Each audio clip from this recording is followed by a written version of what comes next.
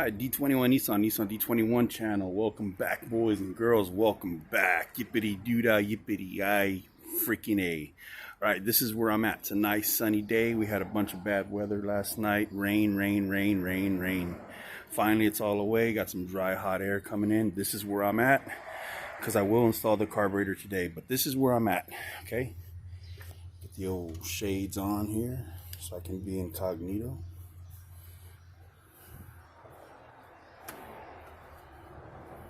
Important. You want to be incognito when you're doing shit like this. Alright, so I split the whole wire loom apart, right?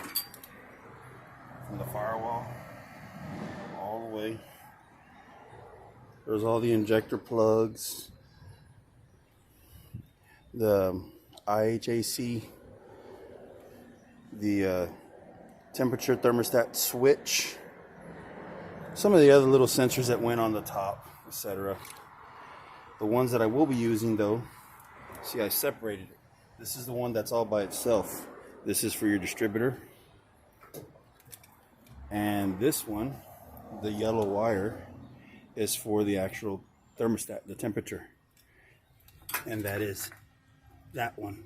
So I'll no longer be using this anymore. Okay?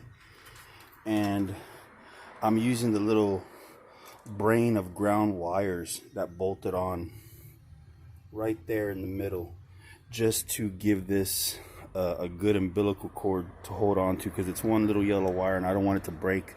So I'm going to go buy some insulation, some wire loom insulation, you know, the stuff that you put over it, buy it at AutoZone. And yeah, and I got it all twisted up. This is the wire loom that comes up. That is a factory plug. In other words, something that wasn't being used on the truck. It was factory. It's a plug. See, it's got a dead end plug. And that was a little T-tap that I used to power my electric fan back in the day until I put a switch on it. But still using the relay system. Here's the MAF and the TPS sensor. This is when I had to dig it out because on the wire loom that came all the way across, it was broken. And this is when my trouble started back in the day, when I had these breaks in the wire loom. And it was because I had breaks with the TPS and the MAF sensor. So I opened it up and I dug it out. And that's been my journey since. But getting rid of that. Alright, here's the manifold or the adapter. Notice how it looks a little different. I cut off 2 tabs and I got to cut those tabs off. I've got to go somewhere else and do it because I can't do it here at my apartments. It bothers people. The high pitch whine cutting. I already glued on the gasket on the bottom. Okay, so that's going to look different when I finally put it on.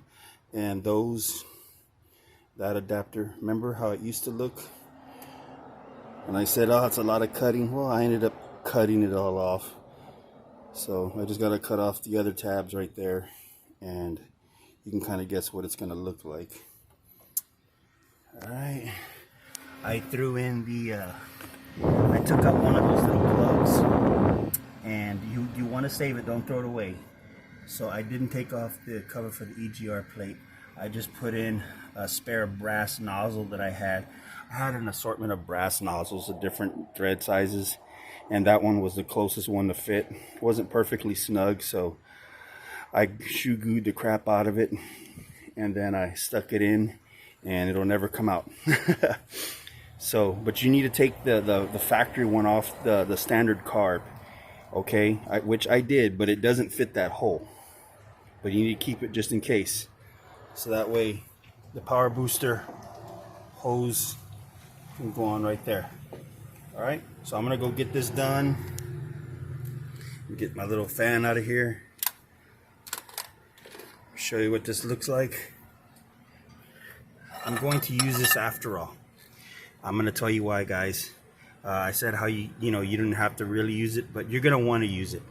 One, it's a perfect template. So when you put it on, right, and you got to really center it. Okay, I mean, you want to put that dead center. Okay, and that way you won't cover any of the air horns. That is beneficial. Go ahead and leave it in there, because as you notice, when you put it on, it lines it up perfect. Okay. Also, whenever I put this on, I go cut the rest of this off and put that on, and then I'm going to use gasket sealer. I'm going to attach this to this, right? And this will finally be complete. Then I'm going to get a drill bit, and I'm going to follow these holes, because those holes are the perfect holes that line it up, and it goes one way, and you just run them down and they almost line up with the other holes, like I said. So just going to run a drill bit and make sure those holes go all the way through, so when I put it on, I could use the factory bolts, because as you can see, this is not very thick. You don't want to go drilling other holes in this, okay? Especially over here, you don't have no extra meat. Right here you do, but I wouldn't chance it. So just you know, use that plate. It makes a good plate. And there's the yep. So let me get this on. This is where I'm at, guys. I just wanted to show you this real quick, okay? So this is where I'm at, and then the next video will be, it'll all be on, and you can see. And I did a mock-up, the air cleaner, with the air cleaner on, it'll sit like right here. Still gonna clear the hood. All right, peace.